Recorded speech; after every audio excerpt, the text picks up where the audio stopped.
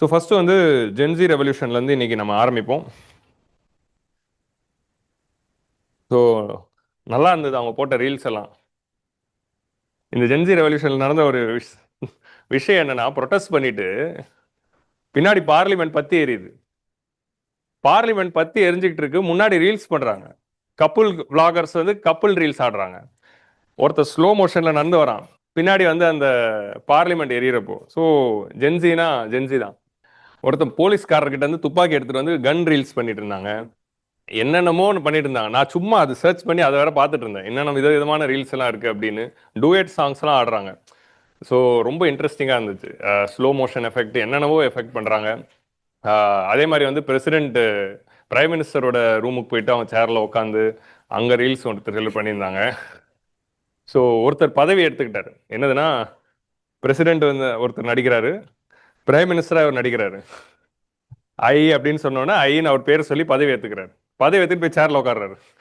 எங்கன்னா prime minister ஆஃபீஸில் இதெல்லாம் நடக்குது. ஸோ இந்த மாதிரி நிறைய இன்ட்ரெஸ்டிங் ரீல்ஸ் வந்துச்சு. So what is this Gen Z revolution அப்படின்னு பார்த்தோம்னா, ஸோ ப்ரீஃபாக வந்து நம்ம வந்து இந்த நேபாள் பாலிடிக்ஸ் குள்ள போய் பார்ப்போம். ஸோ நேபாள் வந்து it is a constitutional monarchy. First it was a monarchy.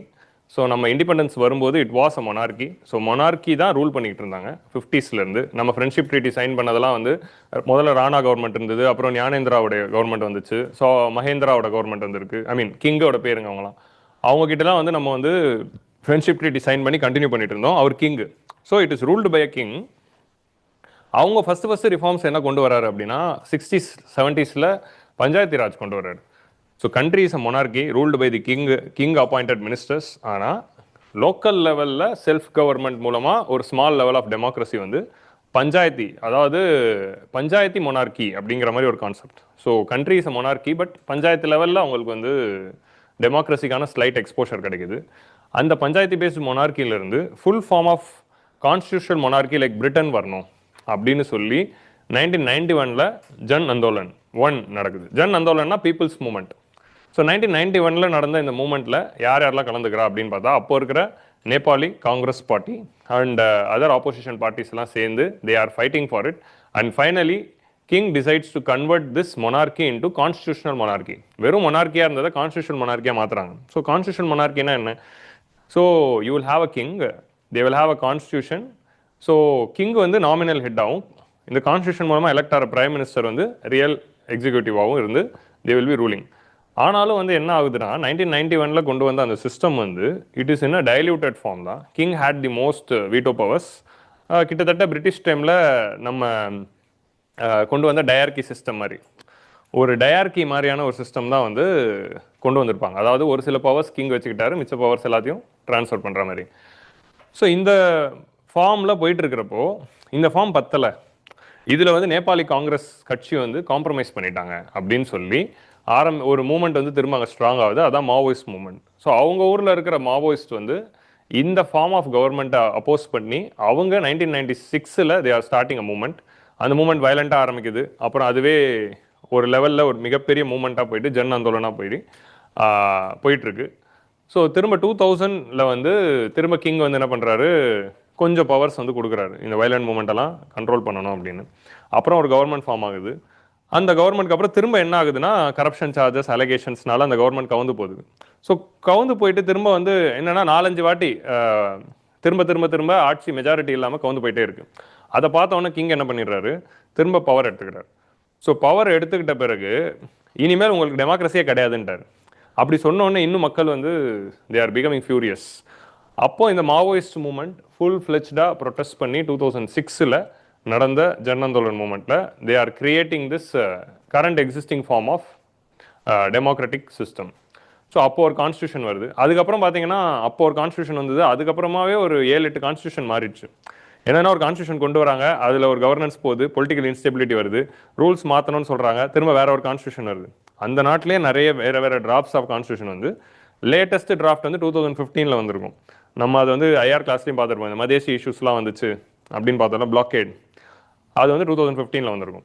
So இப்போ 2வது மூமெண்ட்டில் இந்த மாவோயிஸ்ட் லீட் பண்ணுறாங்க. முதல் மூமெண்ட்டை லீட் பண்ணுறது நேபாளி காங்கிரஸாக இருந்தாலும் 2வது மூமெண்ட்டை லீட் பண்ணது மாவோயிஸ்ட். ஸோ இந்த மாவோயிஸ்ட் குரூப் லீட் பண்ணி அவங்க இந்த மூமெண்ட்டை சக்ஸஸ்ஃபுல் ஆன பிறகு அவங்க அரசியல் கட்சி ஆரம்பிச்சிடுறாங்க. So communist party of Nepal, மாவோயிஸ்ட்னு ஒரு பார்ட்டி இருக்குது, communist party of Nepal, Marxist லெனினிஸ்ட்னு ஒரு பார்ட்டி இருக்குது. இந்த பார்ட்டிஸ்லாம் அரசியல் கட்சியை ஆரம்பித்து மாவோயிசம் வயலன்ஸ் எல்லாம் கைப்பற்றிட்டு they are coming in to the electoral politics. So அப்போது மாவோயிஸ்ட் தலைமையிலான கவர்மெண்ட்ஸ் எல்லாம் உருவாகுது. ஸோ இந்த கவர்மெண்ட்ஸ்லாம் வந்து 2009 பார்த்தீங்கன்னா, இப்போ நீங்கள் 2009 2025 இப்போ இது முடிகிற வரைக்கும் பார்த்தீங்கன்னா வி ஆல்மோஸ்ட் ஹேட் 16 இயர்ஸ். இந்த 16 இயர்ஸில் 13 பிரைம் மினிஸ்டர் மாறியிருக்காங்க. உங்களுக்கு புரியுதா? 16 இயர்ஸில் 13 பிரைம் மினிஸ்டர்ஸ் ஹாவ் சேஞ்ச்ட். இப்போ நீங்கள் வந்து சிம்பிளாக வந்து I just show you that அந்த பொலிட்டிக்கல் இன்ஸ்டெபிலிட்டியை வந்து if you want to visualise list of prime ministers அப்படிங்கிறத நீங்கள் போட்டிங்கன்னா இட் வில் கம்.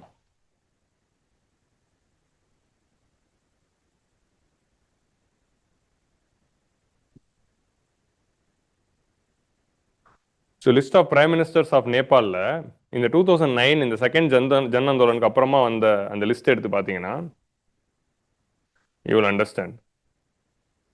இங்கே பாருங்க, புஷ்பா கமல் தலால் 280 நாள், மாதவ்குமார் நேபாள், பேர்லேயே நேபாள் வச்சுருக்காரு, ஸோ அவர் வந்து 1.5 வருஷம். அப்புறம் திரும்ப பார்த்தீங்கன்னா இன்னொரு கனால், அவர் வந்து 200 நாள். அப்புறம் இவர் வந்து ஒரு 1.5 வருஷம், திரும்ப இவர் வந்து ஒரு 1 இயர் 1.5 வருஷம், ஒரு 10 மாதம். ஸோ இந்த மாதிரி பார்த்தீங்கன்னா மாறிட்டே இருக்காங்க பாருங்கள். ரொம்ப நாள் கழித்து ஒரு 3 வருஷம் கிராஸ் பண்ணது ஒரு சர்மா ஒலி மட்டும்தான். திரும்ப இவரது முடிஞ்சு ஒரு அடுத்து தேவா வராரு, திரும்ப வந்து புஷ்பா கமல் தலால் வராரு, திரும்ப சர்மா ஒலி வராரு. ஸோ இந்த 3 பேர் தான் வந்து நீங்கள் பார்த்தீங்கன்னா they are the main people in the Nepal politics. இப்போ நீங்கள் கடந்த லாஸ்ட் பார்த்தீங்கன்னா கேபி சர்மா ஒலி, புஷ்பா கமல் தயால், ஷேர் பகதூர் தேவ்பா, இந்த 3 பேர் தான் மாறி மாறி இருந்திருப்பாங்க லேட்டஸ்ட் டைமில். திரும்ப கேபி சர்மா ஒலி, ஷேர் பகதூர் தேவ்பா, புஷ்பா கமல் தயால், அப்படியே ரிப்பீட் ஆகிறாங்களா? இந்த 3 பேருக்கு உள்ளே நடக்கிற மியூசிக்கல் சேர் தான் நேபாள் பாலிடிக்ஸ். திரும்ப பார்த்தீங்கன்னா கேபி சர்மா ஒலி. ஸோ அதுக்கு முன்னாடி வந்து இந்த நேபாளி காங்கிரஸில் சுஷில் குமார் கொய்ராலா இருந்தார். ஸோ இந்த மாதிரி 13 prime ministers have come in the last 15 years. 15 இயர்ஸில் 13 பிரைம் மினிஸ்டர்ஸ் மாறி இருக்காங்க. இந்த அளவுக்கு ஒரு பொலிட்டிக்கல் இன்ஸ்டெபிலிட்டி நேபாளில் இருக்குது. இதை பார்த்துட்டு மக்கள் எல்லாருமே ஒரு ஃப்ரஸ்ட்ரேஷனில் ஆல்ரெடி இருக்காங்க, என்னையா அவனுங்க நிலைமையாகவே இருக்க மாட்டாங்கன்னு. இந்த ஆப்பர்ச்சுனிட்டி, இந்த டைமை வந்து பயன்படுத்திக்கிட்டு யார் வந்து திரும்ப வந்து நேபாள டெமோக்ரஸி வேணான்னு சொல்கிறாங்கன்னா அந்த ராஜாவோட ப்ரோ மொனார்கிஸ்ட். ஸோ ப்ரோ மொனார்கிஸ்ட்டுங்கிறவங்க யாருன்னா அந்த கிங்கோட சப்போர்ட்டர்ஸ். ஸோ பழையபடியே ஞானேந்திராவே வந்து ராஜாவானும், நேபாளுக்கு டெமோக்ரஸிலாம் வேணாம், திரும்ப வந்து மொனார்கி வேணும், எங்களுடைய பாரம்பரியம் அதுதான், எங்களுடைய கல்ச்சர் அதுதான் அப்படின்னு சொல்லி இந்த பாரம்பரியம் காப்பாற்றுறவங்க அந்த கேங் வந்து ராஜா வேணும் அப்படின்னு சொல்லி அவங்களும் வந்து குரல் கொடுக்க ஆரம்பிச்சிட்டாங்க. இந்த மாதிரி நடக்கிறப்போ it is providing them the legitimacy. இப்போ ரீசெண்டாக பார்த்தீங்கன்னா ஒரு 1 மந்த்துக்கு முன்னாடி அவங்க ஒரு ப்ரொட்டஸ்ட் பண்ணியிருப்பாங்க. அந்த ப்ரொட்டஸ்ட்டும் வந்து இதே மாதிரி வயலண்ட்டாக போயிருக்கும். பட் அவங்க ப்ரொட்டஸ்ட்டுக்கு வந்து அவங்கலாம் பூமர்ஸுங்கிறதுனால, அவங்க ஊரில் அவங்க பூமர்ஸ் தான், அவங்களாம் கொஞ்சம் பூமர்ஸுங்கிறதுனால பெருசாக யாரும் சப்போர்ட் பண்ணல. ஆனால் அதுவும் வயலண்ட்டாக முடிஞ்சிருக்கும். இதே மாதிரி வந்து போலீஸ் வந்து சப்ரஸ் பண்ணி அமைச்சிருப்பாங்க, உங்களுக்கு மொனார்கிலாம் கிடையாது போ அப்படின்னு. அது நடந்த ஒரு 1 மந்த்லேயே இந்த மூமெண்ட் வந்து திரும்ப நடக்குது. ஸோ இதான் வந்து இந்த particular situation, current situation. So அப்போ வந்து இந்த ஒரு ஆர்டிக்கிள் இந்த பங்களாதேஷ் ஸ்ரீலங்காவில் என்ன நடந்துச்சு அப்படிங்கிற அந்த கம்பேரிசனும் நம்ம பார்க்குறோம். ஸோ எக்ஸ்பிரஸில் வந்து இந்த article what India should learn from the இது எங்கன்னா இது வந்து ஆக்சுவலி அவங்களோட பார்லிமெண்ட் பில்டிங் மேலே நின்று போஸ்ட் கொடுக்குறாங்க. ஸோ இந்த 3 பேருக்கு நடுவில் நடக்கிற அந்த மியூசிக்கல் சேர் தான் வந்து அவங்களுடைய என்டையர் பாலிடிக்ஸாகவும் இருக்குது. ஸோ இதே டைமில் இப்போது நேபாளோட டெமோகிராஃபிக்ஸுக்கு போகலாம். இப்போது ப்ரொட்டஸ்ட் வந்து பார்த்தீங்கன்னா நமக்கு 3 ஊர்லேயும் நடக்குது. பங்களாதேஷ்லேயும் இந்த 15 to 30 வயசுக்குள்ளே இருக்கிறவங்களோட பாப்புலேஷன் எவ்வளோ அப்படின்னு பார்த்தா ஒரு கிட்டத்தட்ட வந்து தே ஆர் இன் சம் 28%. திரும்ப வந்து ஸ்ரீலங்காலையும் அது வந்து ஒரு 30% இருக்காங்க. நேபாள்லேயும் அவங்க ஒரு 25% இருக்காங்க. அதாவது யூத் பாப்புலேஷன் கிட்டத்தட்ட ஒரு 1/4 ஆஃப் தி கண்ட்ரிஸ் பாப்புலேஷன் வந்து இந்த ஜென்சி பீப்புளாக தான் இருக்காங்க. ஸோ அவங்கெல்லாம் வந்து இந்த ஃப்ரஸ்ட்ரேஷன் பார்த்து அரசியல்லாம் வந்து கரப்ஷன், இவங்கெல்லாம் யூஸ்லெஸ் அப்படிங்கிற அந்த ஒரு ஃப்ரஸ்ட்ரேஷனில் அவங்களும் வராங்க. ஸோ அந்த டைமில் நிறைய இந்த ஜென்சி பீப்புளோட சப்போர்ட் வாங்குற லீடர்ஸும் வந்து ரைஸ் ஆகிறாங்க. அதுதான் இந்த 3 முக்கியமான பீப்புள். உங்களுக்கு புரியுதா? ஸோ இதில் ரபி லமாச்சினே அப்படிங்கிறவர் யாருன்னா இவர் வந்து ஒரு டிவி ஆங்கர்.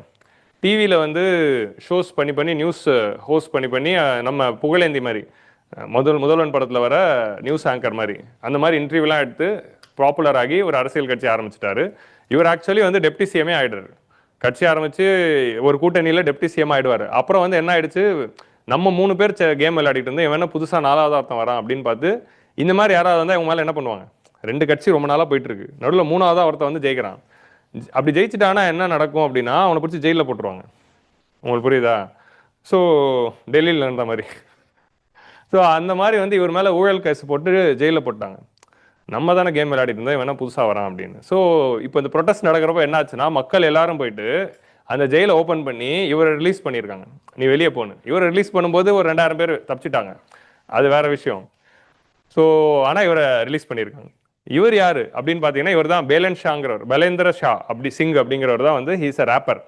அவங்க ஊரில் வந்து ஒரு ஃபேமஸாக வளர்ந்து வர சாய் அபியங்கர் மாதிரி ஒரு ரேப்பர். இல்லை பால் டப்பா ஆர்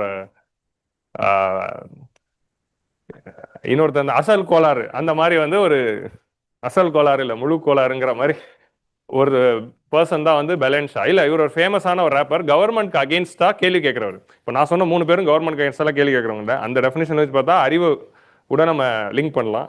அறிவு மாதிரியான ஒரு ரேப்பர் இவர். கவர்மெண்ட்க்கு அகேன்ஸ்டா கேள்வி கேட்டு அதிகாரத்துக்கு அகேன்ஸ்டா கேள்வி கேட்குற மாதிரி ஒரு பேசுகிற ஒரு ரேப். அவருக்கும் யூத் மத்தியில் பயங்கரமான பாப்புலர் சப்போர்ட் வந்தது. இவர் வந்து ரீசெண்டாக மேயர் எலெக்ஷனில் நிற்கிறார். காத்மாண்டோட மேயர் எலெக்ஷனில் நின்று இண்டிபெண்டன்ட் கேண்டிடேட்டாக இருந்து ஜெயிச்சிடுறாரு.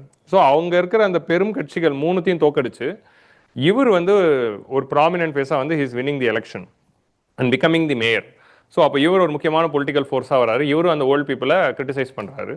ஸோ ஆமி நேபாள் அப்படிங்கிற ஒரு என்ஜிஓ ஆரம்பித்தவர் தான் இந்த சுடன் குருங்.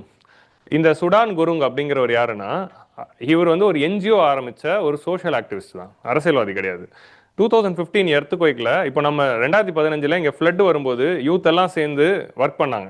சோஷியல் மீடியா வச்சு எல்லா ரெஸ்கியூ ஆப்ரேஷன் நடந்திருக்கும், சாப்பாடு கொடுத்துருப்பாங்க, ஹெல்ப் பண்ணியிருப்பாங்க. Entire rescue operations of Chennai floods would have done through social மீடியாவில். அதே மாடல் தான் அங்கேயும். 2015 நேபாள் எர்த்குவைக் அப்போ அந்த ரிலீஃப் அண்ட் ரெஸ்கியூ ஆப்ரேஷன்ஸில் மக்கள் எல்லாரும் ஒன்று திரட்டி அந்த நேபாளில் ரிலீவ் பண்ணுறதுக்காக ஆரம்பிக்கப்பட்ட ஒரு என்ஜிஓ. அவர் சோஷியல் மீடியா மூலமாகவே பல பேர்கிட்டேருந்து மொபிலைஸ் பண்ணி இந்த இடத்துல இவ்வளோ சாப்பாடு தேவைப்படுது, டொனேட் பண்ணுங்கள், அந்த மாதிரி விஷயங்கள்லாம் பண்ணும்போது பாப்புலர் ஆகிறாரு. அவர் அப்படியே அது என்ஜிஓவாக மாற்றிடுறாரு. And that person also worked during the COVID-19 pandemic. அப்போவும் அந்த என்ஜிஓ வந்து நேபாளில் ரொம்ப முக்கியமான ரோல் ப்ளே பண்ணுச்சு. ஸோ அப்போ ஒரு ஸ்ட்ராங் சோஷியல் ஆக்டிவிஸ்டாக இவருக்கு ஒரு இமேஜ் இருக்குது அவங்க ஊரில். அண்ட் இந்த ஜென்சி ரெவல்யூஷனுக்கு பின்னாடி இருக்கிற 3 முக்கியமான முகங்கள் இவங்க தான். ஸோ இவங்களும் வந்து ஒரு இம்பார்ட்டண்ட்டான influences who led it. So Balen ஷாவும் சுதான் குருங்கும் வந்து ஆன் கிரவுண்ட் வந்து அந்த ஜென்சி மூமெண்ட்டை வந்து லீட் பண்ணியிருக்காங்க. அவங்க தான் சோஷியல் மீடியாவில் அவங்களோட பாப்புலாரிட்டி வச்சு மொபிலைஸ் பண்ணி மக்களை திரட்டியிருக்காங்க. அஃப்கோர்ஸ் இவர் ஜெயிலில் தான் இருந்தார், பட் இப்போ ஜெயிலேருந்து வெளியே வந்துட்டார். ஸோ அடுத்து இந்த 3 பேரில் யாராவது ஒருத்தர் லீட் பண்ணுவாங்க அப்படின்னு சொல்லும்போது இந்த 3 பேருமே வந்து மரியாதைக்குரிய சீஃப் ஜஸ்டிஸ் இந்தியா அவங்களே வந்து அப்பாயிண்ட் பண்ணிடலாம். கார்கி அப்படிங்கிற அவங்களே வந்து அப்பாயிண்ட் பண்ணிடலாம். அவங்க வந்து சீஃப் ஜஸ்டிஸ் ஆஃப் நேபாளில் இருக்கிறப்போ அவங்க வந்து she has given judgements, strong judgements against these corrupt politicians of Nepal. And நிறைய முக்கியமான சுப்ரீம் கோர்ட் ஜட்ஜ்மெண்ட்லாம் அவங்க கொடுத்துருந்ததுனால அவங்களுக்கு மேலே மக்களுக்குலாம் ஒரு நல்ல அபிப்பிராயம் இருந்திருக்கு. ஸோ அப்போ இந்த ஜென்சி மூமெண்ட்லாம் முடிஞ்ச பிறகு அடுத்து இன்ட்ரீம் கவர்மெண்ட் யாரை லீட் பண்ணணும்னு சொல்லும்போது எல்லாரும் பேலன் ஷாவை தான் சொல்லுவாங்கன்னு பார்த்தா பேலன் ஷாவே கார்கி மேடம் இருக்கட்டும் அப்படின்னு சொல்லிட்டார். ஸோ இப்போ இன்ட்ரீம் கவர்மெண்ட்டாக அவங்க ஃபார்ம் பண்ணியிருக்காங்க. ஸோ இதான் வந்து அவங்க ஊரில் இருக்கிற மேஜர் பாலிடிக்ஸ். ஸோ இந்த மூமெண்ட்டை லீட் பண்ணுறது யார் அப்படின்னு பார்த்தா ஜென்சிஸ் அப்படின்னு பார்ப்போம். ஜென்சி ரெவல்யூஷன் அப்படிங்கிற வேர்டே வந்து வந்திருக்கு. இந்த வேர்டு வந்து ஃபார் தி ஃபர்ஸ்ட் டைம் இங்கே வந்து யூஸ் பண்ணியிருக்காங்க. ஸோ நீங்களாம் தான் ஜென்சிஸ், சரியா? ஸோ நான் வந்து மில்லினியல் ஜென்ரேஷன், எனக்கு அடுத்த ஜென்ரேஷன் தான் ஜென்சி ஜென்ரேஷன்ஸ். ஸோ இந்த டேர்ம்ஸ்லாம் எங்கேருந்து வருது அப்படின்னா இது ஒரு டெமோகிராஃபிக் டேர்ம். இது வந்து யூஎஸ் ஓட டெமோகிராஃபிக்ஸை சார்ந்து யூஎஸ் இஸ் ஹெஜிமோன் பார்க்குறோம்ல, அவங்க ஊரோடைய கல்ச்சுரல் ரெஃபரன்சஸ் தான் குளோபல் ரெஃபரன்சஸாக போகுது. அவங்க ஊரோடைய ஃபுட்டு தான் குளோபல் ஃபுட் ஆகுது, அவங்களோட லாங்குவேஜ் தான் குளோபல் லாங்குவேஜ், அவங்களோட ஃபேஷன் தான் குளோபல் ஃபேஷன். அந்த மாதிரி அவங்க ஊரில் இருக்கிற ஒரு டெமோகிராஃபிக் டேர்ம் தான் இது. ஆனால் அதுவே குளோபல் டேர்ம் தான் இருக்குது, நம்ம எல்லாருமே அதை யூஸ் பண்ணுறோம். ஸோ அவங்க ஊரில் வந்து தே ஹேட் இந்த ஃபர்ஸ்ட் வேர்ல்டு வார்லேருந்து செகண்ட் வேர்ல்டு வார்க்கு நடுவில், ஃபர்ஸ்ட் வேர்ல்டு வாரில் தான் யூஎஸ் வந்து தே provided a strong comeback to the world. First இந்த டேர்ம்ஸ் எப்படி வந்ததுங்கிற பேக்ரவுண்டையும் பார்ப்போம். மேசி ஃபாலோயிங்கில் கேட்டாலும் கேட்கலாம். உண்மையாக சொல்கிறேன், டிஎன்பிஎஸ்சி எஸ்எஸ்சி மாதிரி எக்ஸாம்ஸில் கேட்கலாம். ஸோ என்னதுன்னா, இந்த silent generations R nation building generation அப்படின்னு அவங்கள சொல்லுவாங்க. அவங்க யாருன்னு பார்த்தீங்கன்னா, இந்த ஃபர்ஸ்ட் வேர்ல்டு வார் யூஎஸ் முடிஞ்ச பிறகு, ஃபர்ஸ்ட் வேர்ல்டு வாரில் தான் US first time they are coming to the public. அவங்க அமெரிக்கன் வார் ஆஃப் இண்டிபெண்டன்ஸ்க்கு அப்புறமா பேக் ட்ராப்பில் போயிட்டு வெறும் தான் உண்டு, இந்த எக்கானமி உண்டு அப்படின்னு பார்த்து, தான் உண்டு, தான் எக்கானமி உண்டு, தான் பிஸ்னஸ் உண்டு, தான் கேபிட்டலிசம் உண்டு அப்படின்னு வாழ்ந்து ஒரு லார்ஜ் ஸ்ட்ராங் எக்கானமியாக மாறி ஃபர்ஸ்ட் வேர்ல்டு வார் நடக்கிறப்போ ஒரு முக்கியமான ஒரு ஃபோர்ஸாக எமர்ஜ் ஆகி யூரோப்கே ஃபண்டிங் பண்ணுறாங்க. அப்போ தான் America is coming to the prominence. So அப்படி வந்த பிறகு திரும்ப ஃபர்ஸ்ட் வேர்ல்டு வார்க்கு அப்புறமா ஒரு கிரேட் டிப்ரெஷன் வருது. ஏன்னா ஃபர்ஸ்ட் வேர்ல்டு வார் கிரியேட் பண்ண எக்கனாமிக் பூமு சடனாக வார் நின்ன பிறகு வந்த எக்கனாமிக் ஷாக்ஸ்க்கு அப்புறமா பேங்கிங் ஃபெயிலியர்லாம் வந்து டிப்ரெஷன் வந்திருக்கும். ஏன் கிரேட் டிப்ரெஷன் வந்ததுன்னே எடிட்டோரியல் நான் டிஸ்கஸ் பண்ணியிருக்கேன், நீங்கள் போய் பாருங்கள். 2022 நோபல் பிரைஸ் டிஸ்கஸ் பண்ணும்போது we discuss about why great depression of America happen. So அந்த டிப்ரெஷன் டைம்லேருந்து அமெரிக்காவை மீட்டு நாட்டை ரீபில்ட் பண்ணவங்க. ஏன்னா அந்த டிப்ரெஷன் டைமில் எக்கானமி டவுன் ட்ரென் ஆன பிறகு நிறைய பேர் இறந்து போகிறாங்க, உயிரிழப்புகள் வருது, எக்கானமி ஃபால் ஆகுது, வேலை வாய்ப்புகள் போகுது, அன்எம்ப்ளாய்மெண்ட், லைவ்லிஹுட் கிரைசிஸ், இந்த மாதிரியான ஒரு அமெரிக்காவே ஒரு எக்கனாமிக் கிரைசிஸில் இருக்கிறப்போ அந்த டைமில் நாடை திரும்ப பில்ட் பண்ணவங்க யார் அப்படின்னு தான் nation builders, silent generation. So இவங்க தான் வந்து கண்ட்ரியை டோட்டலாக பில்ட் பண்ணுறாங்க. அந்த டைமில் தான் செகண்ட் வேர்ல்டு வார் வருது. And after second world war America is emerging as the global super power. So இவங்க தான் அந்த நேஷனை பில்ட் பண்ணுவாங்க. அதனால தான் நேஷன் பில்டர் ஜென்ரேஷன் சொல்கிறாங்க. செகண்ட் வேர்ல்டு வார்லாம் முடிஞ்ச பிறகு பிரச்சனையெல்லாம் முடிஞ்சிடுச்சு, அமெரிக்கா தான் ஸ்ட்ராங் பவராக எமர்ஜ் ஆயிடுச்சு.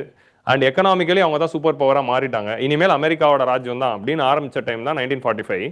அப்போதுலேருந்து நேஷனில் எல்லாரும் செட்டில் ஆயிட்டாங்க. ஏன்னா எக்கனாமி ஸ்டேபிள் ஆயிடுச்சு, வேலை செய்ய வேண்டியதெல்லாம் இல்லை. அப்போ வந்து நிறைய பேருக்கு குழந்தைகள் நிறைய பிறந்திருக்கு.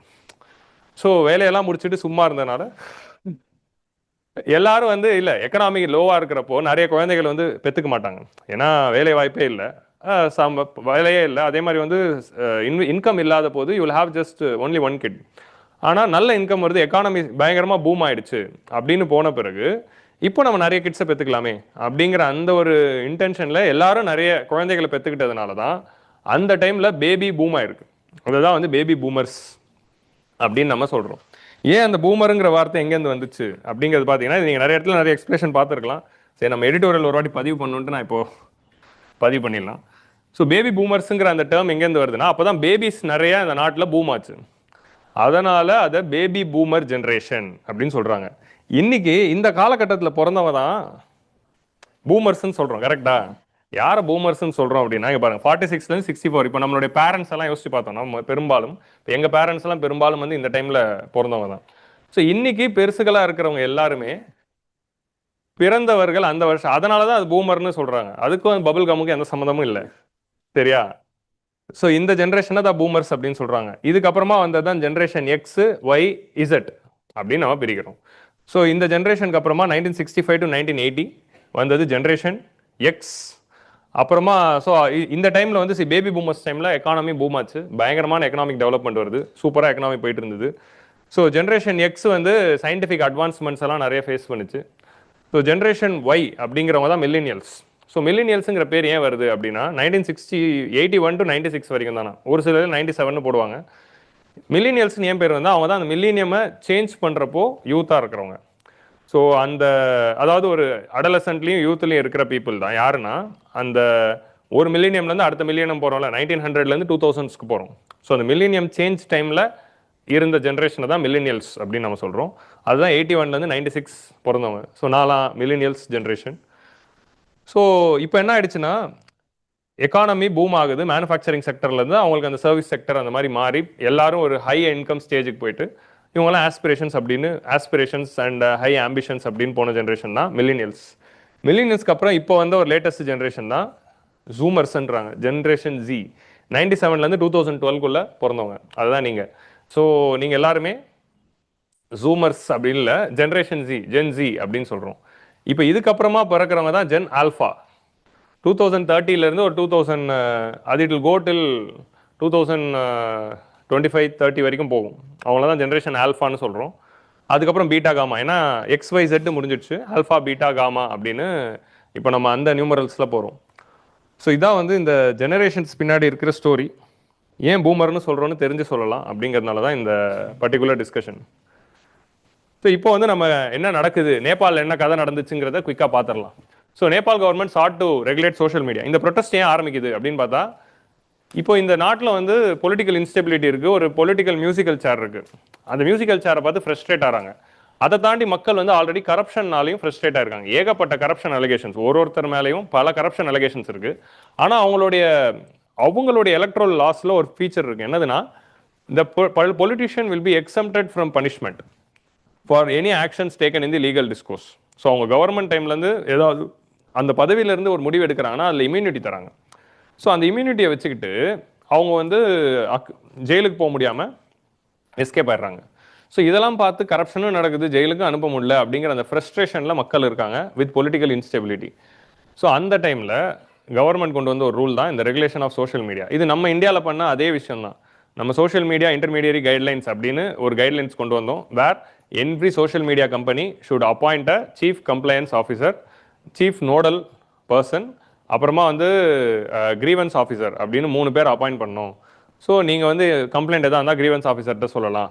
And government will always have the contact with the nodal officer. And every social media company should have a compliance officer who will make sure that government போடுற எல்லா ரெகுலேஷன்ஸையும் அந்த சோஷியல் மீடியா அந்த நாட்டில் ஃபாலோ பண்ணுதா அப்படின்னு பார்க்கறதுக்கு. ஸோ நம்ம ஊரில் இதை கொண்டு வந்துட்டோம். இதை கொண்டு வந்தால் தான் உங்களுக்கு சோஷியல் மீடியா இல்லைனா பேனுன்னு நம்ம சொல்லலை. நம்ம என்ன சொன்னோம்னா, இந்த கைட்லைன்ஸை நீ ஃபாலோ பண்ணாதான் உனக்கு சேஃப் ஹார்பர் பிரின்சிபல், இல்லைனா சேஃப் ஹார்பர் பிரின்சிபல் கிடையாதுங்கிற ரூல் தான் இந்தியாவில் போட்டாங்க.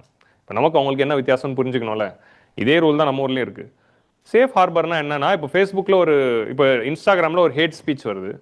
அந்த ஹேட் ஸ்பீச்னால ஒரு கலவரம் நடக்குது. கலவரம் நடக்கிறப்போ அந்த கலவரத்துக்கு காரணம் அந்த வீடியோ தான்.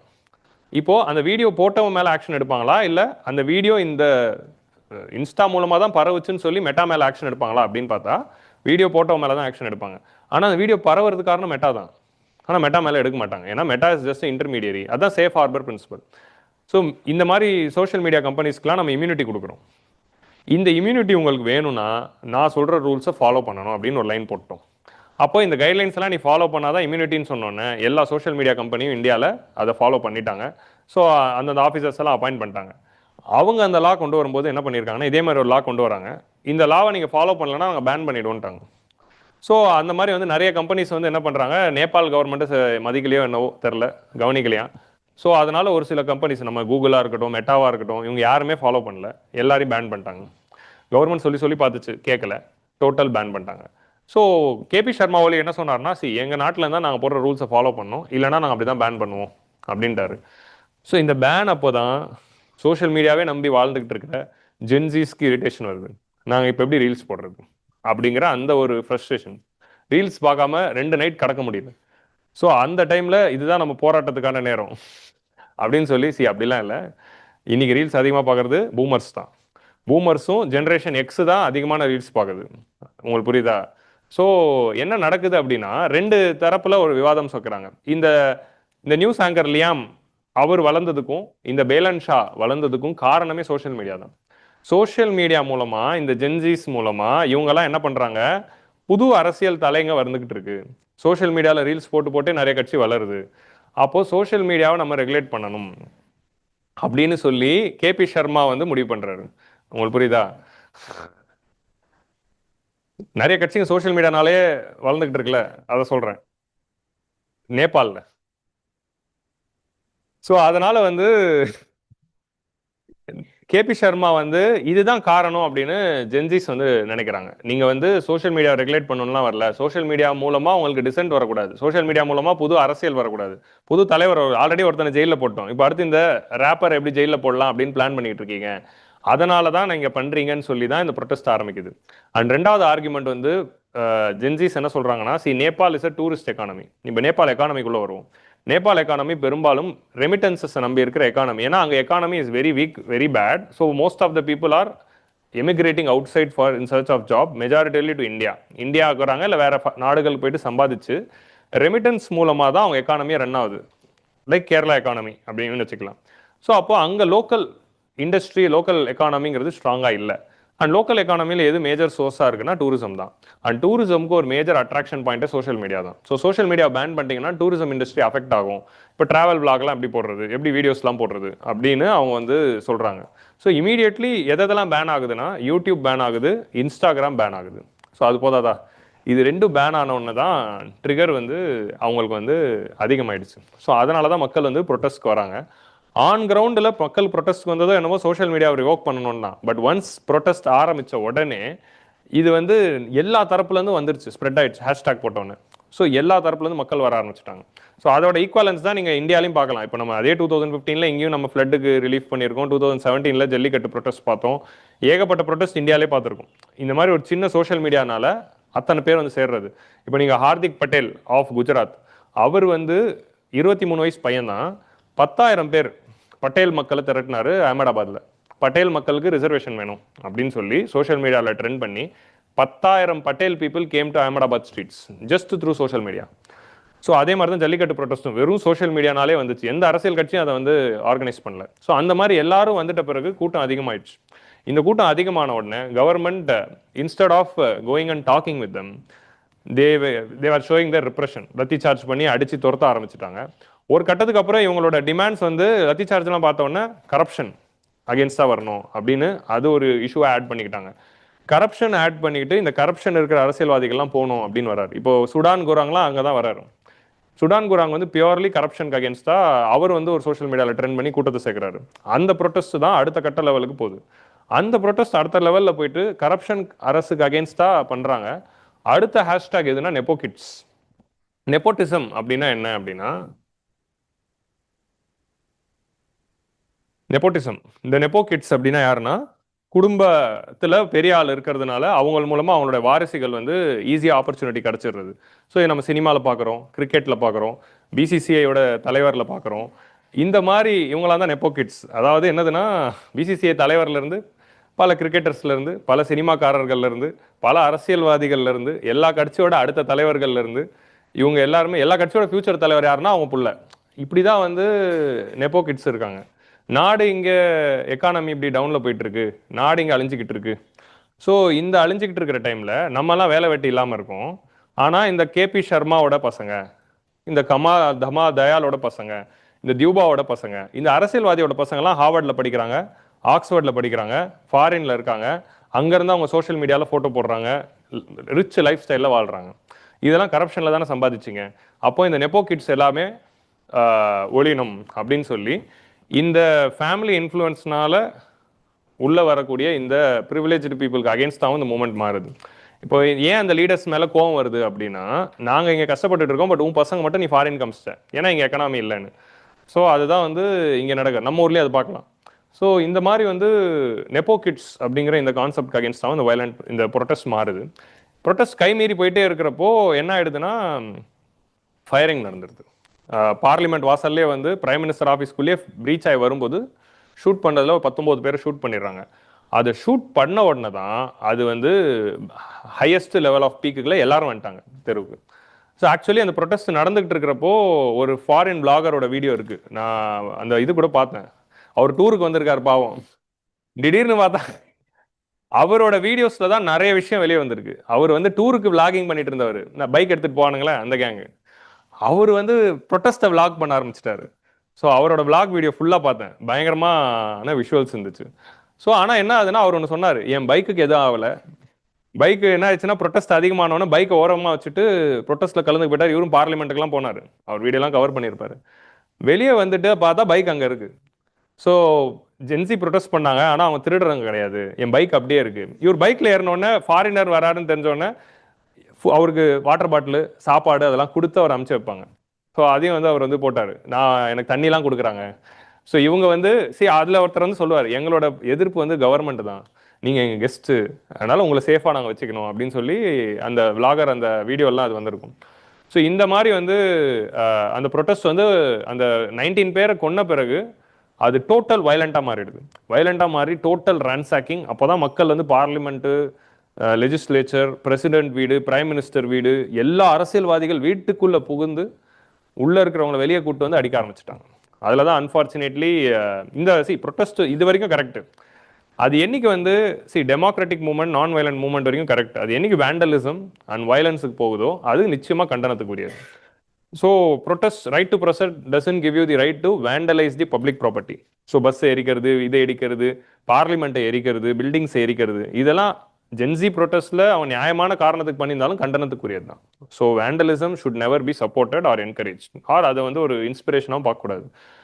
ஸோ அது அடுத்த கடைசி அரசியல்வாதிகளை பிடிச்சி போலீஸ்க்கு கொடுக்கலாம், இல்லை அவங்கள ரிசைன் பண்ண சொல்லலாம். பட் இவங்க என்ன பண்ணிட்டாங்கன்னா பிரைம் மினிஸ்டர் வீட்டுக்கெல்லாம் போயிட்டு அவங்கள அடிக்க ஆரம்பிச்சிட்டாங்க. கரண்ட் பிரைம் மினிஸ்டர் ஹெலிகாப்டரில் பறந்துட்டாரு. பாஸ்ட் பிரைம் மினிஸ்டர்லாம் ப்ரொடெக்ஷன் இல்லைல்ல, அவங்களெல்லாம் அடிச்சுக்கிறாங்க, அவங்களுக்குலாம் பயங்கர இன்ஜுரி, ஒய்ஃபுக்கு இன்ஜுரி. ஒரு பாஸ்ட் பிரைம் மினிஸ்டரோட வீடை கொளுத்திட்டாங்க, அப்போ அவங்க ஒய்ஃப் இறந்துட்டாங்க. ஒரு கரண்ட் கவர்மெண்ட்டோட 2 மினிஸ்டர்ஸ் ரோட்ல ஓட ஓட அடிச்சாங்க, ஒருத்தர் ட்ரெஸ்ஸை கட்டி அம்மனமாக ஓட விட்டாங்க. இந்த மாதிரி விஷயங்கள் எல்லாமே நடந்துச்சு. ஸோ இதான் வந்து அங்கே வயலன்ஸ் நடக்குது.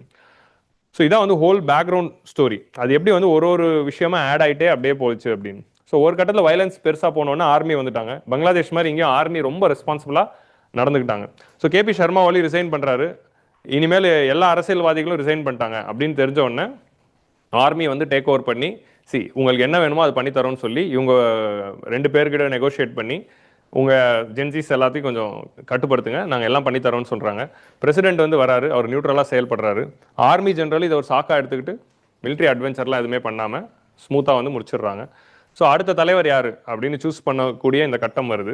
இப்போ யாரை சூஸ் பண்ணுறாங்க அப்படின்னு பார்த்தா பேலன் ஷா தான் வருவாருன்னு பார்க்குறப்போ, யார் அடுத்த பிரைம் மினிஸ்டர் ஆகணும்னு போல் எதில் நடக்குதுன்னா சோஷியல் மீடியாவில். சோஷியல் மீடியாவில் போலிங் நடக்குது. அப்போ தான் ஒரு இதுவாக வராங்க. அப்போ இவங்களோட பேரையும் சஜஸ்ட் பண்ணுறாங்க. பேலன் ஷாவே வந்து ஆக்சுவலி கார்கி அவங்க சீஃப் ஜஸ்டிஸோட பேரை சஜஸ்ட் பண்ணியிருப்பாரு. அவங்களுக்கு தான் அதிக வாக்குகள் சோஷியல் மீடியாவில். அவங்க ஊரில் இருக்கிற டிஸ்கார்டுன்னு ஒரு ஆப், இப்போ நம்ம ஊரில் வாட்ஸ்அப் மாதிரி டிஸ்கார்ட் கேமர்ஸ்லாம் யூஸ் பண்ணுற ஒரு ஆப், டிஸ்கார்ட் ஆப்பில் எலெக்ஷன் நடந்திருக்கு. சரியா, அங்கே ஜென்சி கிட்ஸ் எல்லாம் ஓட் பண்ணி கார்கியை வந்து செலக்ட் பண்ணியிருக்காங்க. அவங்களே வந்து பிரசிடென்ட் கூப்பிட்டு பிரைம் மினிஸ்டராக இன்ட்ரீம் பிரைம் மினிஸ்டராக அனௌன்ஸ் பண்ணியிருக்காரு. அவங்க இப்போ இன்ட்ரீம் பிரைம் மினிஸ்டராக இருக்காங்க. மார்ச்சில் எலெக்ஷன் நடக்க போகுதுன்னு சொல்லியிருக்காங்க. அண்ட் அதுக்குள்ளே வந்து நார்மல்சிக்குள்ளே கொண்டு வந்துடுவோம் அப்படின்னு சொல்லியிருக்காங்க. So this is the whole background story. இப்போ இந்த கான்டெக்ட்ல இதுதான் வந்து சுச்சுவேஷன். இப்போ இந்த கான்டெக்ட்ல if you see you can understand. Last month இந்த ஆர்டர்னால டாப் கோர்ட் வந்து சுப்ரீம் கோர்ட் ஆர்டர் வந்ததுனால தான் கவர்மெண்ட் வந்து those who did not register were banned அப்படின்னு சொல்லிட்டாங்க. So TikTok, Viber, Witk, Nimbuzz இவங்கெல்லாம் வந்து ரெஜிஸ்டர் பண்ணிட்டாங்க. ஸோ இவங்க தப்பிச்சிட்டாங்க. ஆனால் இதில் மாட்டினது யார் அப்படின்னா Meta, Facebook, WhatsApp, Instagram, X, YouTube இவங்க எல்லாருமே மாட்டிக்கிட்டாங்க. PM said that party has not as social media ban, but அவர் வந்து சோஷியல் மீடியா பேன் பண்ணுறது எங்களோட இன்டென்ஷன் இல்லை, லாவை கம்ப்ளை பண்ணணும் அப்படின்னு தான் சொன்னார். பட் கிரிட்டிக்ஸ் என்ன சொல்கிறாங்க அப்படின்னா, இது வந்து government is trying to police the self expression, muscle the criticism. அவங்க வந்து கிரிட்டிசிசமை கர்வ் பண்ண தான் சோஷியல் மீடியா பேன் பண்ணுறாங்க. ஏன்னா அவங்களுக்கு அகேன்ஸ்டான ஹேஷ்டாக் டெய்லி வந்துகிட்டே இருக்குது, புது தலைவர்கள் வராங்க அப்படின்னு சொல்லி. நேபாள் வந்து டூரிஸ்ட் பவர் எக்கானமியாக இருக்குது, சோஷியல் மீடியா மூலமாக தான் பிஸ்னஸ் வருது. அதே மாதிரி வந்து அவங்க வந்து ரெமிட்டன்சஸ், அதாவது எக்ஸ்பார்டேட்ஸ் நிறைய பேர் இருக்காங்க, வேறு நாட்டில் போய் வேலை செய்கிறாங்களே, அவங்களாம் சோஷியல் மீடியா மூலமாக தான் வீடியோ கால் அதெல்லாம் பேசிக்கிறாங்க. இப்படி நேபாள், இப்போது ஸ்ரீலங்காலையும் இதே பேட்டர்ன் தான். ஸ்ரீலங்கா எக்கானமி நம்பி இருக்கிற ஒரு விஷயம் டூரிசம் பேண்டமிக்னால அஃபெக்ட். ஸ்ரீலங்கன் எக்கானமி நம்பி இருக்கிற அடுத்த விஷயம் டீ. ஸோ அந்த எக்கானமி நம்பி இருக்கிற ஒரு விஷயம் அஃபெக்ட் ஆகிறப்போ தான் அது வெடிக்குது. ஸோ அதனால தான் ஒரு பர்டிகுலர் விஷயத்தை நம்பி எக்கானமி இருக்கக்கூடாது. ஸோ ஸ்ரீலங்காவில் என்ன பண்ணுறாரு ராஜபக்ஷே, கோட்டபாயா, இந்த ஆர்கானிக் ஃபார்மிங் 100% ஆர்கானிக் ஃபார்மிங் தான், நோ கெமிக்கல் ஃபெர்டிலைசர் யூஸ் பண்ணணும்னு ஒரு டேட்டை போட்டு அனௌன்ஸ் பண்ணிட்டாரு. ஸோ இப்படி அனௌன்ஸ் பண்ண பிறகு என்ன நடக்குதுன்னா, without finding the alternatives, without finding the alternative fertilisers, chemical pesticides அதெல்லாம் ரெடி பண்ணாமலே இந்த அனௌன்ஸ்மெண்ட் வந்ததுனால டீ இண்டஸ்ட்ரி அடி வாங்குது, எக்கானமி கொலாப்ஸ் வந்து ஆரம்பிக்குது. ஸோ அப்போ அந்த எக்கானமி நம்பி இருக்கிற ஒரு விஷயத்தில் கை வைக்கும்போது தான் இந்த ப்ரொட்டஸ்ட் நடக்குது. இங்கேயும் பார்த்தீங்கன்னா டூரிசம் அஃபெக்ட் ஆகுது, அதே எக்ஸ்பேட்ரியேட்ஸ் வீடியோ கால் பண்ண முடியல அப்படிங்கிற ஒரு இஷ்யூவையும் அவங்க வந்து சொல்கிறாங்க.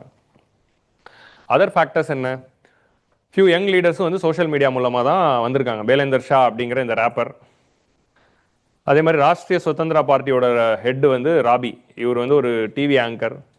இந்த சினாரியோ கவர்மெண்ட் வந்து இந்த மாதிரி ஆக்டை வச்சு பேன் பண்ணுறது வந்து பெரிய ஒரு இதுவாயிடுச்சு. அதை தாண்டி அப்படியே வந்து கரப்ஷன் அமாங் தி ரூலிங் கிளாஸ்க்கும் நெப்போ பேபிஸ் அண்ட் நெப்போ கிட்ஸ்க்கும் போயிடுச்சு. அண்ட் அதே மாதிரி வந்து ஹாமி நேபாள் அப்படிங்கிற ஒரு என்ஜிஓ, அந்த என்ஜிஓ வந்து தே ஆர் ஆல்சோ கரப்ஷனுக்கு அகேன்ஸ்டாக இந்த இதை கொண்டு வராங்க. நேபாளோட எக்கானமி ஜிடிபி க்ரோத் வந்து 4.5% தான், which is very low. And huge unemployment இருக்குது, இன்இக்வாலிட்டி இருக்குது, climate vulnerabilities and remittance dependency and brain train அதிகமாக நடந்துகிட்டு இருக்கு. இந்த மாதிரி நடந்துகிட்டு இருக்கிற ஒரு எக்கானமி தான் Nepal economy. So youth especially are increasingly frustrated with the 70+ leaders facing corruption allegations coming in and out of the power. எல்லா லீடர்ஸையும் அந்த கண்ட்ரி வந்து யங் பாப்புலேஷனாக இருக்குது, ஆனால் லீடர்ஸ் எல்லாம் 70+ இருக்காங்க. ஸோ இது வந்து ஒரு ஃப்ரஸ்ட்ரேஷன், வந்து எனர்ஜெட்டிக் யூத் பிளட் வரணும் அப்படின்றாங்க. பொலிட்டிக்கல் மியூசிக்கல் சேர் வந்து நடக்குது. ஸோ அந்த 3 பேருக்குள்ள ஓகே 14 கவர்மெண்ட் சின்ஸ் 2008 மாறி இருக்கு. ப்ரோ மொனார்கிஸ்ட் வந்து ஒன்று வந்து political musical chair, 3 prime minister வந்து மாறி மாறி விளையாடிட்டு இருக்காங்க. அப்புறம் 14 கவர்மெண்ட்ஸ் வந்து கடந்த 15 வருஷத்தில் மாறி இருக்கு. அப்புறம் ப்ரோ மொனார்கிஸ்ட்னா இந்த டைமில் வந்து திரும்ப மொனார்கி கொண்டு வரணும் அப்படிங்கிற அந்த குரூப் வந்துருச்சு. ஸோ கீவேர்ட்ஸ் மட்டும் பார்த்துக்கோங்க.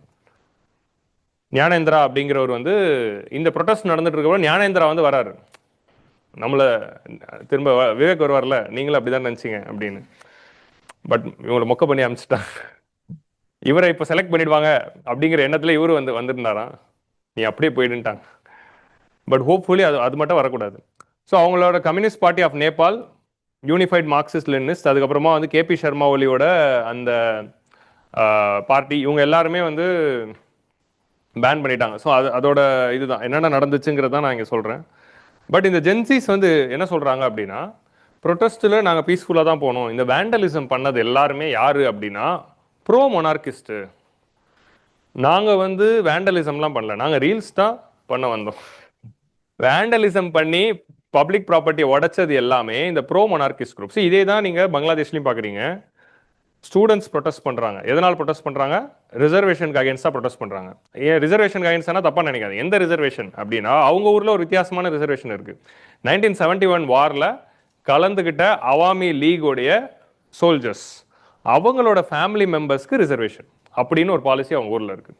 அவங்க ஊருடைய லிபரேஷன் வாரில் கலந்துக்கிட்டு 71 பங்களாதேஷ்க்கு லிபரேட் பண்ண அந்த பீப்புளோட ஃபேமிலி மெம்பர்ஸ்க்கு ரிசர்வேஷன் அப்படின்னு ஒரு க்ரைட்டீரியா இருக்குது. ஸோ இப்படி பார்க்குறப்போ ரிசர்வேஷன் வர்றதுக்கு 1000 காரணம் இருக்கலாம். அப்போ உங்களுக்கு புரியுதா? So social and educationally backwardness அப்படின்னு தான் இந்தியாவில் காரணம். உங்களுக்கு புரியுதா? ஆனால் இப்படி ஒரு காரணம் இருக்கிறதுனால 1971 ஏதோ பேட்ரியாட்டிசமில் ஒத்துக்கிட்டு இருந்திருப்பாங்க. இந்த யுனைடெட் நேஷனில் வீட்டோ வந்த மாதிரி தான், ஜெயிச்சவங்க முடிவு பண்ணிக்கிறது அப்படிங்கிற மாதிரி. ஆனால் காலம் போக்கில் 30 வருஷம் கழிச்சு பார்த்தீங்கன்னா யார் அந்த ரிசர்வேஷன் அனுபவிக்க போகிறா? அவாமி லீக் கட்சியோட மெம்பர்ஸ் மட்டும் தான் அனுபவிக்க போகிறாங்க. ஸோ ஆரம்பத்தில் ஏதோ பேட்ரியாட்டிசமில் மக்கள்லாம் ஒத்துக்கிட்டாங்க. அவாமி லீக்குங்கிறவங்க தான் வாரை லீட் பண்ணுறாங்க, அவங்க தான் மிலிட்டரியில் இருக்காங்க, அவங்க தான் சுதந்திரம் வாங்குறாங்க, அதுதான் அரசியல் கட்சியாக ஆஃப்டர் இண்டிபெண்டன்ஸ் மாறுது. அப்போ அவங்க எல்லாருக்குமே ரிசர்வேஷன் அப்படின்ட்டாங்கன்னா எப்படி இருக்கும்? இப்போ கரண்ட்லி இந்தியன் நேஷனல் காங்கிரஸில் இருக்கிற ஃபேமிலி மெம்பர்ஸ் எல்லாருக்கும் ரிசர்வேஷன் அப்படின்னா இந்தியாவில் எப்படி இருக்கும்? அதுக்கு இதுக்கு அந்த மாதிரி தான் அவங்களுக்கு கேட்குறப்பே ஒரு மாதிரி வித்தியாசமாக இருக்குல்ல, அந்த மாதிரி தான் பங்களாதேஷில். அப்போ அந்த ரிசர்வேஷனுக்கு அகேன்ஸ்டாக தான் ஸ்டூடெண்ட்ஸ் போராடுறாங்க, இந்த அவாமி லீகோட அட்ராசிட்டி தாங்க முடியல அப்படின்னு. ஸோ இந்த ப்ரொட்டஸ்ட்டு இதே மாதிரி ஒரு ஃபயரிங் நடக்குது. நீங்கள் ரிப்ரெஷன் பண்ணும்போது ஃபயரிங் நடந்து அது அடுத்த கட்டத்துக்கு போகுது. அப்போ அது இன்னும் பெருசாகுது. அது இன்னும் பெருசாகிறப்போ இந்த கூட்டத்துக்குள்ள ஜமாத்தி இஸ்லாமி வந்து புகுந்துருது. ஸோ ஜமாத்தி இஸ்லாமியோடைய ஆக்டிவிஸ்ட்டும் பங்களாதேஷ் நேஷனலிஸ்ட் பார்ட்டியோடைய ஆக்டிவிஸ்ட்டும் இந்த கூட்டத்தில் கலந்துக்கிட்டு தான் அதை வயலண்டாக மாற்றினாங்க அப்படின்னு சொல்லி பங்களாதேஷி ஸ்டூடெண்ட்ஸும் சொன்னாங்க. இங்கேயும் இந்த ஜென்சி கிட்ஸ் அதை சொல்கிறாங்க. ஸோ அப்போது பீஸ்ஃபுல் ப்ரொட்டஸ்டோட ஒரு ப்ராப்ளம் என்ன அப்படின்னு நம்ம எங்கேயாவது எழுதுறப்போ இது ஒன்று எழுதலாம்.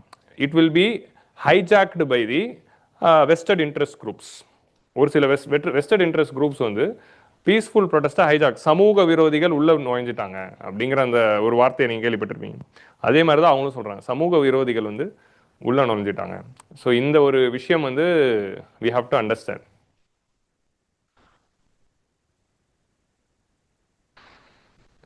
ஸோ சுஷீலா கார்கி அப்படிங்கிறவங்க தான் வந்து இப்போ கரண்ட்லி பிரைம் மினிஸ்டராக வந்திருக்காங்க, மார்ச்சில் வரும். ஸோ இந்த ஒரு வேர்டு வந்து ஞாபகம் வச்சுக்கோங்க. டெமோக்ராட்டிக் மூவ்மெண்ட், டெமோக்ராட்டிக் ப்ரொட்டஸ்ட்டில் இருக்கிற ரிஸ்க் என்ன, நான் வயலண்ட் மூவ்மெண்ட்டில் இருக்கிற ரிஸ்க் யார் வேணால் வந்து ஹைஜாக் பண்ணிப்பாங்க அப்படிங்கிறது.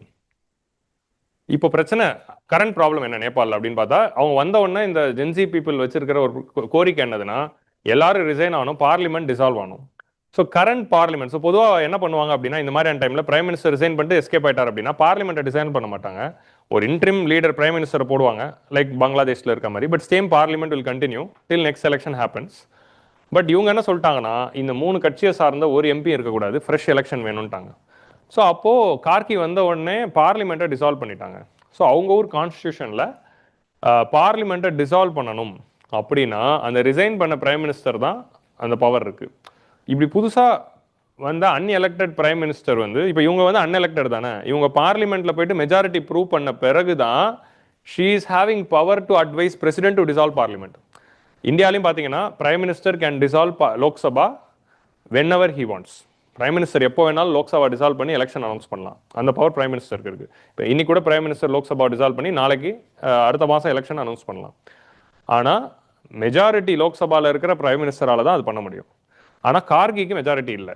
அவங்க வந்து பிரசிடென்ட் கிட்ட சொல்லி எப்படி டிசால்வ் பண்ணலாம் அப்படிங்கிற இந்த கொஸ்டின் தான் இந்த எதிர்கட்சிகள் இவ்வளோ அடி வாங்கி இது கிரிட்டிசைஸ் பண்ணிக்கிட்டு இருக்காங்க.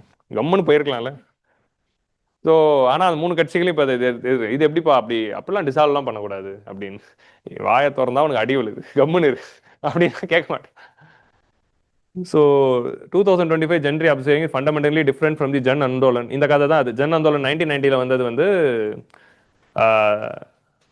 நேபாளி காங்கிரஸ் வந்து அந்த பஞ்சாயத்து சிஸ்டம்க்கு அகேன்ஸ்டாக கொண்டு வந்தது. அதுக்கப்புறமா வந்து மாவோயிஸ்ட் குரூப் வந்து 2006 கொண்டு வந்தாங்க. பட் 2025 வந்து ஜென்சி ஆக்டிவிஸ்ட் எந்த பொலிட்டிக்கல் பார்ட்டி அஃபிலியேஷன்ஸும் இல்லாமல் இன்ஸ்டாகிராம் அண்ட் டிஸ்கார்ட் இந்த 2 ஆப் மூலமாகவே என்டையர் க்ரௌடும் வந்திருக்கு. So role of social media in creating internal security இஷ்யூஸுங்கிற டாப்பிக்கில் இதெல்லாம் எக்ஸாம்பிளாக எழுதலாம். ஸோ இது புரிஞ்சிச்சா? பஞ்சாயத்து சிஸ்டம்லேருந்து கான்ஸ்டியூஷன் மொனார்க்கியாக மாற்றுறாங்க. கான்ஸ்டியூஷன் மொனார்க்கிலேருந்து டோட்டல் ரிப்பப்ளிக்காக மாறினது 2006.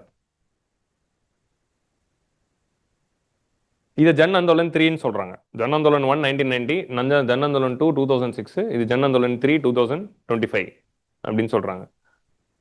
Gen Z revolution. இன்ட்ரீம் கவர்மெண்ட் வந்து ஃபார்ம் பண்ணியிருக்காங்க.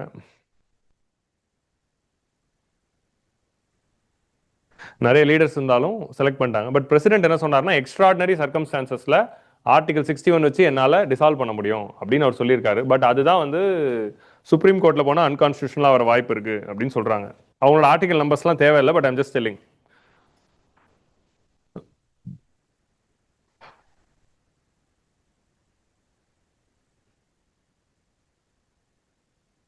ஸோ இந்த கட்சிகள்லாம் அது எதிர்ப்பு தெரிவிச்சிருக்காங்க. வேறு என்னென்ன இஷ்யூஸ் எதனால இந்த ப்ரொட்டஸ்ட் வந்துன்னா, மியூசிக்கல் சேரு அது ஒன்று. அப்புறமா வந்து இன்னும் நாட்டில் வந்து இப்போ கரண்ட் பிரச்சனைகள் என்ன அப்படின்னா, இப்போ அடுத்த எலெக்ஷனில் யார் ஜெயிக்க போகிறா? திரும்ப இதே 3 கட்சிகள்லாம் வரப்போதா, இல்லை பேலன் ஷா ஏதாவது கட்சி ஆரம்பிப்பாரா? ஸோ அதை வச்சு தான் ஃபியூச்சர் வில் பி டிசைடட். அதை தாண்டி இன்னும் அவங்க ஊரில் அன்அட்ரஸ்ட் இஷ்யூஸாக இருக்கிறது ஃபெடரல் இஷ்யூ. இன்னும் ஸ்டேட்ஸ் எல்லாம் வந்து அவங்களோட பவுண்டரிஸில் சாட்டிஸ்ஃபைடாக இல்லை. Like for example Madheshi issue. Madheshi பீப்புளுக்கு இன்னும் வந்து அவங்க எக்ஸ்பெக்ட் பண்ணுற மாதிரி ஸ்டேட்ஸை உருவாக்கலை. ஸோ அப்போ அவங்களோட பிளாக்ஸ் வந்து இன்னும் வந்து அவங்க எக்ஸ்பெக்ட் பண்ணுற மாதிரியான ஸ்டேட் ஃபார்மேஷன் 2015 கொண்டு வந்த constitution when they created the states are not happy. இப்போ 1947 இந்தியாவில் ஸ்டேட்ஸ் உருவாக்கினப்போ நம்ம ஸ்டேட்ஸ் வேர் நாட் ஹாப்பி. எல்லா லாங்குவேஜுக்கும் தனி ஸ்டேட் வேணுங்கிற மூவ்மெண்ட் வந்து ஆந்திராவில் ஆரம்பிக்குது. ஸோ அப்போ ஆந்திர பிரதேஷ் உருவாகுது, அப்புறம் கேரளா உருவாகுது, கர்நாடகா உருவாகுது.